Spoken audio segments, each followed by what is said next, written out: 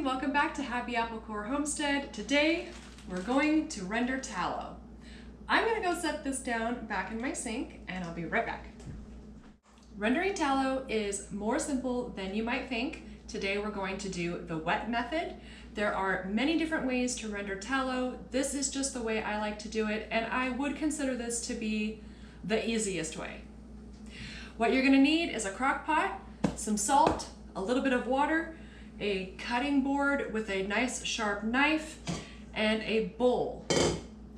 I also like to use gloves, at least on the hand that's going to be holding the fat. It just makes cleanup a lot easier. If you keep your knife hand clean at all times, you will not regret it, because if you get fat on your hand or your glove and you touch your knife, things are going to get slippery. As far as advice goes, that's pretty much it. We are using grass-fed, grass-finished beef fat. The best fat is the leaf fat around the kidneys of the cow. However, any fat of the cow will do. We are going to trim the fat so that there's a little bit of meat still on it, or some tendons or some glands. We're going to remove those and put them in this bowl here. This is a several-day process. This process right here is probably the part that takes the longest. We do need to cut the fat. Right now it is in a whole bunch of big, large chunks, and it has been frozen. I did thaw it out just a little bit. It's still frozen, but it's malleable enough that I can get the chunks apart, because my cutting board is only so big and my fat chunk is like that big. Very difficult to cut through 4 inches of fat, but the pieces are not quite that thick. But now they've all been frozen together, so they're stuck together in, you know, this huge lump. So it's important that if that's what you're working with, that you thaw it out just enough to pull the pieces apart. It's going to cut easier if it is frozen. Now, when it comes to cutting the beef fat, there's a lot of different methods. You're going to hear a lot of people talking about what is and isn't best. If your butcher or wherever you're getting your fat from, if they can grind it up for you ahead of time, that's fantastic. I would go ahead and let them do that. If you have a commercial grade grinder, that also is a good option. If you have a KitchenAid with a meat grinder attachment, I don't recommend it. It is very difficult to get clean. It will get gummed up as the fat starts to thaw out, because it's hot in there, right? It's going to get gummed up. It's difficult to clean.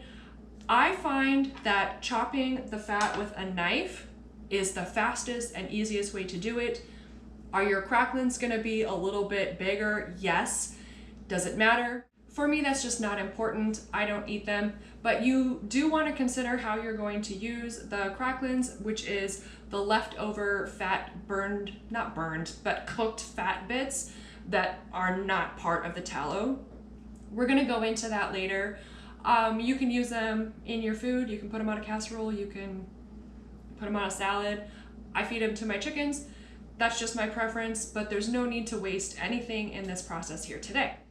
Another common question is, hey, is the salt you're going to put in here going to make my tallow salty? And the answer is no, it's not. The salt draws out the impurities. You can skip that step if you really want to, but I promise it's not going to make it salty. It does remain in the water, which is going to be discarded. Another common question is, how do I get the water out of the tallow, right? Because if you leave water in the tallow, it's going to spoil. We have to get the water out. You're going to find videos out there with a million different methods. This one is easy, and I think you'll like it, but it's toward the end of the video. And this is a multi-day process. So you're gonna see me in different outfits, and you're gonna maybe see different weather or whatever, because it's a multi-day process. This first process is gonna take a minimum of 24 hours. I will show you some things along the way so you see what it looks like, what to expect, and all of that. We are going to be putting our crock pot on high. You are going to hear this in other videos, go low and slow. And while that is true, if you are using the water method and you are using a crock pot, you can turn it on high. It's not going to burn it. It's not going to overcook it. It is going to make the process 24 hours instead of 48 hours for the first rendering, which is extremely helpful. If you're using the dry method, definitely you're going to want to do it on low. If you're using a stove method or a double boiler method, which is also typically a dry method, always very, very low heat, and keep an eye on it. This one, while it can take a little bit longer and you do have to worry about the water, it is the most hands-off method that I've come up with. So it's harvest season here at the moment. I have a million other things to do, but I also need to clear the space in my freezer. So I've got to get the tallow rendered because I have another cow coming that needs to go into the refrigerator here in a couple of months. This way I can have the tallow rendering down while I'm doing other projects at the same time.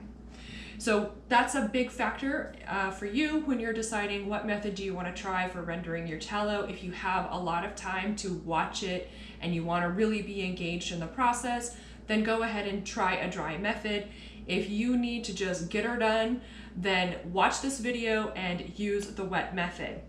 That is enough talking. We're going to jump right into it, and we're going to start by chopping up the fat. I'm going to start with a workable sized piece here and just start cutting into it. And this looks good. There's a little bit of a meat spot right here that we could take out if we'd like to. And it's got some tendons attached to it, or some gristle, or I don't know what you want to call it. There's little stringy bits like that. We don't need that in there.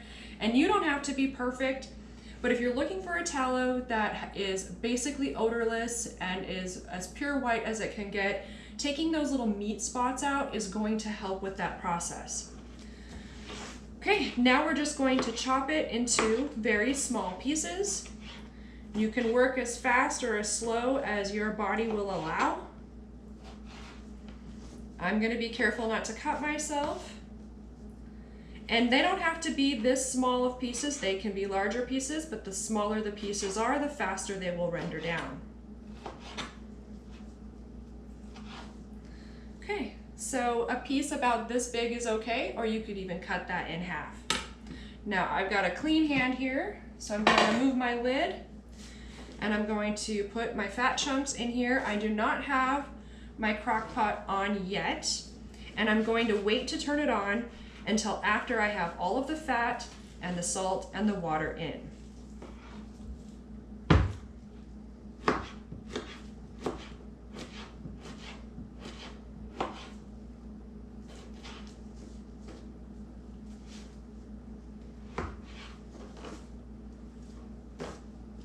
All right, that's all there is to chopping. There's not a whole lot of meat or other things on this particular piece, but I think I've explained it well enough to you to get the hang of it. I'm going to discard everything that I'm not going to render down is going to go into this bowl here to be dealt with at a later time when we're finished. I'm going to get that whole huge bag that I showed you earlier all chopped up and into here. I've done this enough times that I know that that size bag is going to fit and fill my crock pot all the way to the very top. Once I get that done, I'll be back with you for the next step. We have all of the fat chopped up and in the crock pot. Next, we're going to add the salt, and I don't measure it out. I just want to put a good amount right over the top.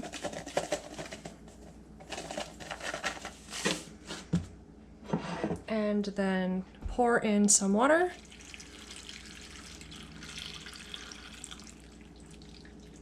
And I think 4 cups might not quite be enough. So we'll put 4 more cups in.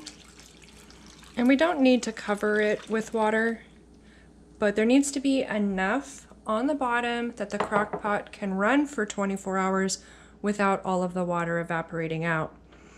And so with that said, we're also going to put the lid on. I'm going to turn this up on high here, and we're just going to leave it alone and let it sit for several hours. After that, we'll come back and give it a stir, and I will show you what it looks like.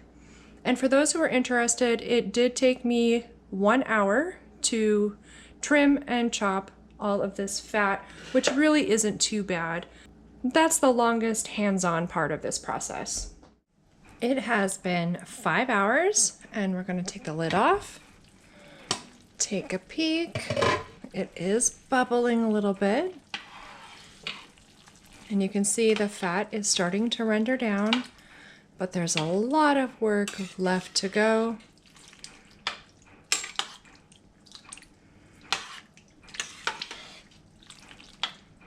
We're just going to give it a nice good stir. Looks very pretty. I am not worried about this burning overnight. It has been 28 hours since the fat has been rendering down. We're going to turn the crock pot off and remove the lid. Be careful because it is popping hot. You don't want to burn yourself. Over here next to the crock pot of fat, I have a very large stainless steel bowl. I do recommend that you do this stage with a large stainless steel bowl as opposed to a pot. Normally, like a cooking pot has little rivets on the inside where the handles are attached, and you will not like how hard it is to get the tallow out of those containers. So I like this seamless stainless steel bowl. Tallow can be quite hard even after the first rendering, and even more so later on down the line. This bowl allows a little bit of flexibility, and I will be showing you that in the next step, but highly recommend a seamless stainless steel bowl. Then I also have a colander here that is lined with cheesecloth, and I have a ladle. What we're going to do is very carefully, put an apron on if you need to, but very carefully, we're going to scoop out the parts of the fat that have not rendered down. Now, if you've watched a lot of tallow rendering videos, you will notice that my chunks of fat are a little bit blobbier than some others. If you want, you can continue to cook this down even longer. Obviously, the level has gone down quite a bit. Most of the water has evaporated out, but there is still water in here. Now, I do not care that my cracklins are so big and fluffy. They're going to go to my chickens and they're going to love them as they are. You may want to cook them down longer if you're going to use them for your salads or whatever. All right, so very carefully, we're going to ladle this into our strainer that is lined with cheesecloth. Once I get all of this done, I'll show you what we're working with and I'll tell you the next step. Everything has been filtered. This is our rendered tallow. These are our cracklins, which are going to the chickens after this bowl cools off. And what happens with this one now is I'm going to cover it with a cotton cloth, and I'm going to let this cool down quite a bit, and then I'm going to put it in the refrigerator overnight. Once it's completely cooled off and hardened, I will show you the next step. Here is the tallow that's been in the fridge overnight, and we're just going to move this bowl a little bit and loosen it up. And I will flip it over. That's what the bottom looks like. There really wasn't any water left over. It had all evaporated off. I talked about that a little bit earlier. So there's nothing, no water in the pan. There's some gelatinous stuff here like that. And we're just going to remove that.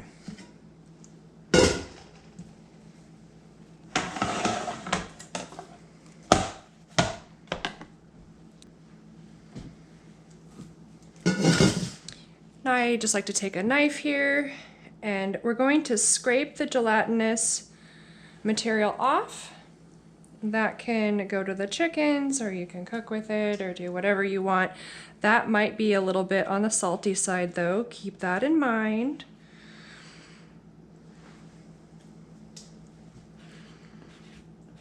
And then after we get that off, we're going to scrape down just the first thin layer of the tallow that has a little bit of impurities in it.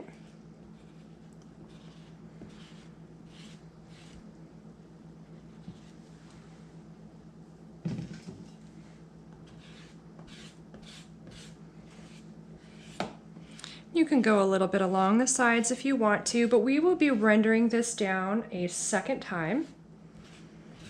And there will be more water in it this time around because it's only going to take an hour or two in the crock pot to melt down as opposed to 24 or 48 hours. The hardest part has already been done.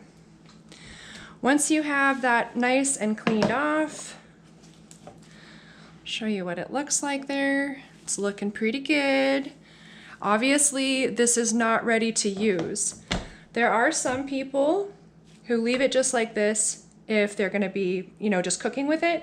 But for skincare, we're gonna wanna do this again, maybe as many as 4 times, we'll see. So I'm just going to break this down into smaller pieces. It will melt faster that way. And into the crock pot it goes.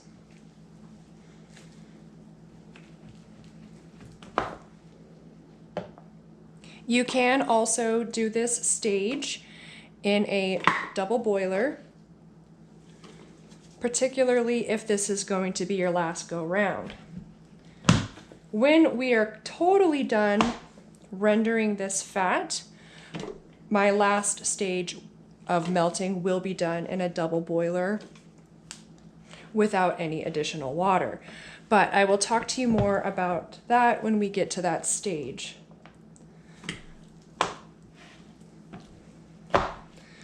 And this here is the second rendering, and I'll let you know how many times I end up doing this. I don't know that I'll walk you through each one. Kind of depends on if it's interesting or not. Now we're going to sprinkle some more salt on the top, just like last time, to continue to draw those last impurities out. And pour in some water. I'm just going to use 4 cups here. It will melt down a lot faster, so I don't think it's going to need the 8 cups. And we'll pop the lid on it, plug it in, turn it on high, and keep an eye on it. The tallow is all melted, and it probably just took about an hour or so. And again, we have our strainer lined with cheesecloth. And our ladle, be careful because it's very hot. And we're just going to filter that through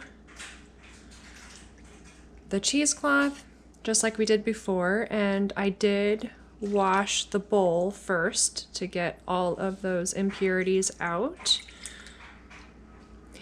There's quite a bit more water in here, and I expect that the tallow is going to be a lot less beefy smelling and even whiter than it was this time. Here's what it looks like, and we're going to again cover it up with cotton towel and wait until that gets hardened up, probably overnight, but if I have time later this evening, I will go through this with you again, or at least talk to you about the next steps.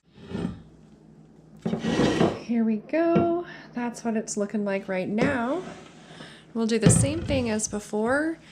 Give this a little bit of a tug and it'll pop the tallow right out. There we go, just like that. Then I can push it up and pull it out. And that is all there is of impurities remaining on the tallow. Here's what the water looks like. It's not quite clear, but it's very close. I am going to scrape the bottom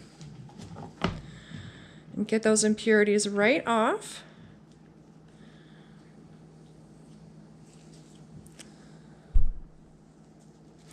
And you can do a quick little scrape of the entire bottom if you wanted to. I don't know that this one really needs it. And then cut it up again. We're just going to render this one more time because it looks so good. I'm going to put this back into the crock pot. And we will do the 4 cups of water with a little bit more salt. Only takes about an hour to melt down. I do put it on high. And then this will go, after it's done rendering down, we will filter it just like you've seen before. Put it in the fridge overnight. And then the next time we grab this tallow, we're going to be using a double boiler instead. And then we're going to get it into jars. A little bit of salt on top. And 4 cups of water. And we'll put the lid on, turn it on high, and we'll come back and check it in about an hour. As before, we're going to do the same thing. Remove the lid. And I've got my spoon and my strainer with the cheesecloth inside. There's really not much to strain, but if there are any extra little bits, I'd like to get them out. I did turn this off a little bit earlier, so if it looks a little murky, that's why.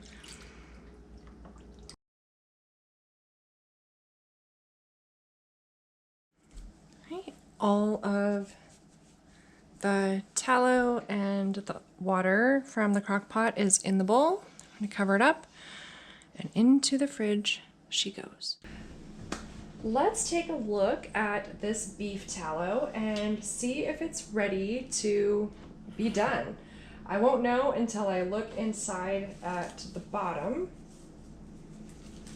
I may need to render it down again, or it may be time to finally get this in some jars. Let's see. Here's what it looks like.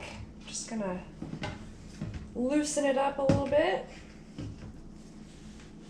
Okay, so this is what the bottom looks like. Very little impurity on the bottom, and this water is essentially clear. I think it is time, you guys. I think it's time. The slightest little scrape just gets that right off. And I'm gonna do a little cursory scrape over the entire bottom.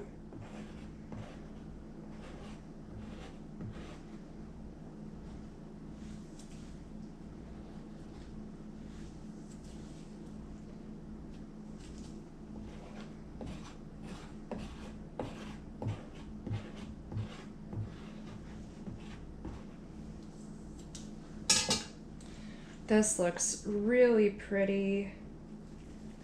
Just very, very nice. It's nice and white. It's just beautiful. What we're gonna do now is go ahead and cut this into small pieces, and we're gonna put it in this smaller bowl, which will serve as a double boiler.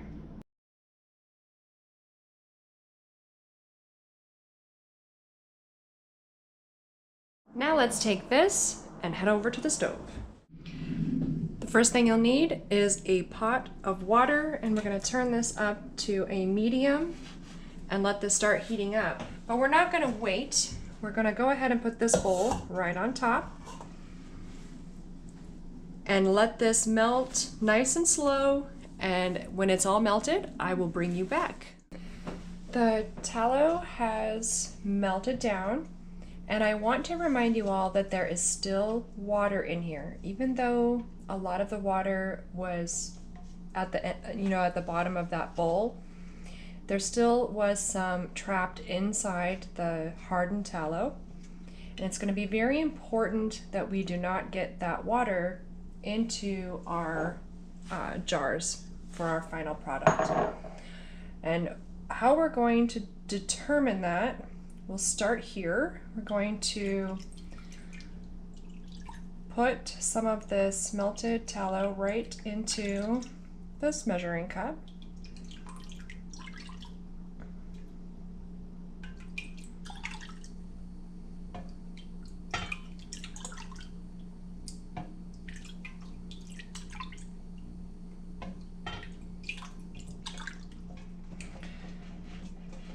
And we're gonna leave the heat on so that what's in the bowl doesn't begin to harden again. And we're gonna let this just sit for a minute or so, and I'll show you what happens to the water. It's very cool. Okay, here at the very bottom, you can see a layer of water, and we will want to make sure that that water does not get into our jars. So we will very carefully start to pour into our jar, making sure that the water stays inside. And it will stay at the bottom, which makes this method very doable. Just keep an eye on it. And we're going to fill the jar just to the 1 inch mark.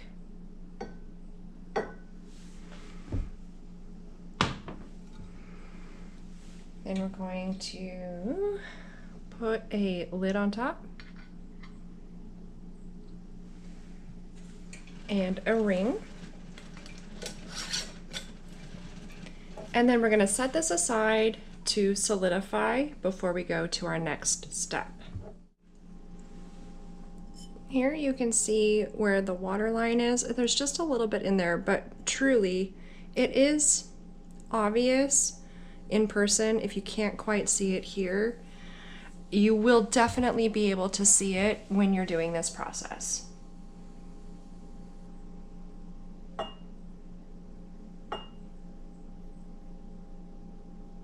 Okay, and I'm watching the water line. It's right about here.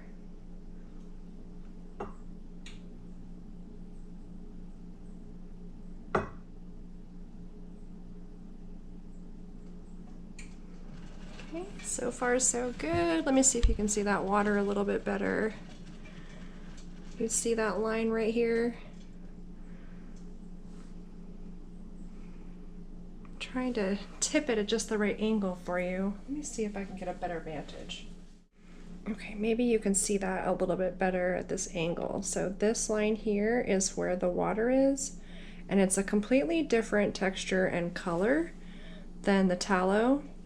And if we don't disturb it too much, it will remain right there at the bottom. Here is my pretty tallow. It's a beautiful white color. And I got 3 pints and a half pint and a little bit less than a half a pint. That was from this batch that I went through with you. This is from a batch that I did before, but still needs to be labeled. Now it's time to label them and vacuum seal them. You don't have to vacuum seal them if you don't want to, but I like to do that.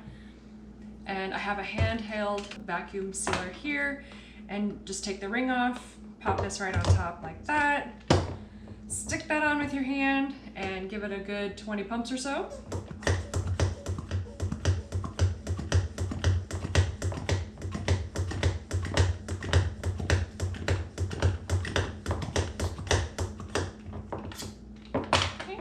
Carefully take this off, and there we go. It's sealed, and then you can put your ring back on just to, you know, make sure that it stays tight. Sometimes the seal can come undone. This isn't something you would do if you were canning food, you guys. This is for the tallow. You can also use the vacuum seal method for your dried herbs or your freeze-dried food, things like that. But this is not a way to can your fruits and vegetables. Once your seal is on, then go ahead and put a label on it. This isn't going to be for sale, so I'm just using a dissolvable label. It says what it is, which is grass-fed and finished beef tallow made in August of 2025. If I was going to sell this at a market, I would put a professional label on the front, and I recommend Avery for that. You can design your own labels, and it's pretty cost effective. And that's it. That is how to make your beef tallow. This is going to be shelf stable if you put it in a cool, dark place. You can leave it for about a year. You can also put it in the refrigerator, and you can also freeze beef tallow, although I don't know that putting it in a mason jar is going to be a good idea. It could break. So use a freezer safe container if you're going to freeze your beef tallow. Beef tallow can be used for so many things. It can be used for everyday cooking. It can be used for frying up your French fries or just scrambling your eggs. Really, anything that you would use butter or oil for, you can use beef tallow as a substitute. You can also use it for your skincare and in your skincare products. I will have many videos upcoming, especially over the fall and winter, on how to use beef tallow in your cosmetic type things, body butters, shaving creams. We're going to cover all of that in the fall and winter, so make sure you subscribe and stay tuned to my channel for all of that interesting content. And that's it for me for today, you guys. I have a lot of work to do, so I'm off, but I'll be seeing you soon. Bye!